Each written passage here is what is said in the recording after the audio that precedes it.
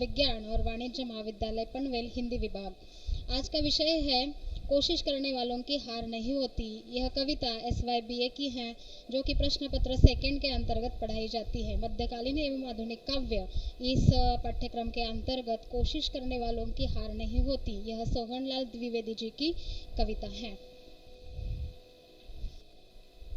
कविता को जानने से पहले या उसका भावार्थ देखने से पहले हमें कवि का परिचय भी मालूम होना आवश्यक होता है।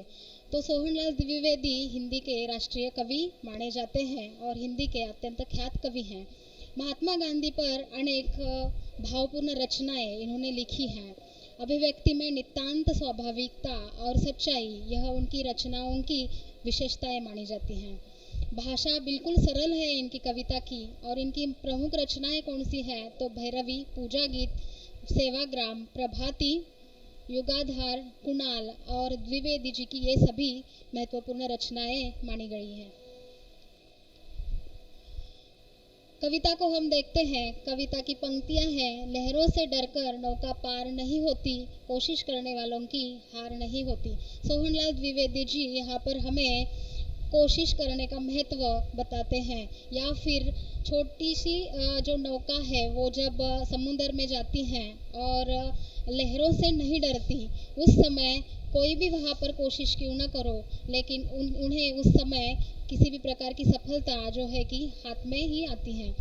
यहाँ पर एक उदाहरण बताया है सोहनलाल द्विवेदी जी ने। एक चींटी का उदाहरण बताते समय उनकी पंक्तियां हैं, नन्ही चींटी जब दाना लेकर चलती हैं, चढ़ती दीवारों पर 100 बार फिसलती हैं। एक चींटी है छोटी, जो कि सभी को पता है, तो वो जब दाना लेकर चलती हैं और दीवारों पर 100 बार चढ़कर भी फिसलकर नीचे गिर जाती है, तो ऐसे समय में भी उसकी जो मेहनत है वो बेकार नहीं जाती, माने उसे कहीं ना कहीं सफलता बहुत सारे प्रयासों के बाद मिल सकती है। चींटी का उदाहरण बताते समय सोहनलाल द्विवेदी आगे बताते हैं, मन का विश्वास रगों में साहस भरता है, चढ़कर गिरना गिरकर चढ़ना न अखरता है, आखिर उसकी मेहनत बेकार नहीं होती, कोशिश करने वालों की हार नहीं होती। सोहनलाल द्विवेदी जी चींटी का उदाहरण बताते समय हमें यह कहना चाहते हैं कि चींटी की तरह ही हमें प्रयास करना आवश्यक है, ताकि हमें प्रयास करने के बाद सफलता मिल सकती है। आगे की पंक्तियों के अंतर्गत उन्होंने एक गोताखोर का उदाहरण बताया है। डुबकियां सिंधु में गोताखोर लगाता है, जा जाकर खाली हाथ लौट कर आता है, मिलते नहीं सहजी मोती गहरे पानी में, बढ़ता दुगना उत्साह इसी हैरानी में, मुट्ठी उसकी खाली हर बार नहीं होती, कोशिश करने वालों की हार नहीं होती। सोहनलाल द्विवेदी जी यह गोताखोर का उदाहरण बताते समय हमें सूचित करते हैं या हमें बताना चाहते हैं कि गोताखोर जब सिंधु में माने समंदर में या जहाँ पर पानी हो वहाँ पर जब डुबकियाँ लगाता है, तो उस समय वो बहुत बार नीचे जाकर समुंदर के तल में जाकर आता है, तो उस समय वो खाली हाथ नहीं आता, तो उसके हाथ में कुछ न कुछ होता ही है। तो मोती भी उसके हाथ लगने के लिए उसे समुंदर की गहराई तक पहुंचना अत्यंत आवश्यक चीज़ है, यह हमें सोहनलाल द्विवेदी जी बताते हैं। यानी हमें भी कोई काम करते समय बहुत बार प्रयास करने के बाद भी कुछ हाथ नहीं लगा तो हमें निराश नहीं होना चाहिए, तो हमें आगे जाकर हमें और प्रयास करना आवश्यक है। कवि आगे कहते हैं, सफलता एक चुनौती है, स्वीकार करो, क्या कमी रह गई देखो और सुधार करो, जब तक न सफल हो नींद चैन को त्यागो तुम, संघर्ष का मैदान छोड़ मत भागो तुम, कुछ किए बिना ही जय जयकार नहीं होती, कोशिश करने वालों की हार नहीं होती।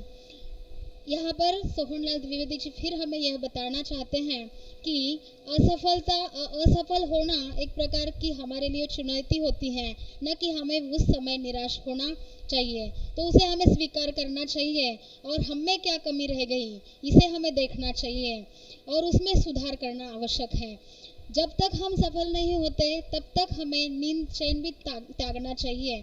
माने यहाँ पर सोहनलाल द्विवेदी जी हमें जिस कार्य के लिए हम प्रयास कर रहे हैं वह कार्य करते समय हमें बहुत बार क्यों न हो प्रयास करना आवश्यक है।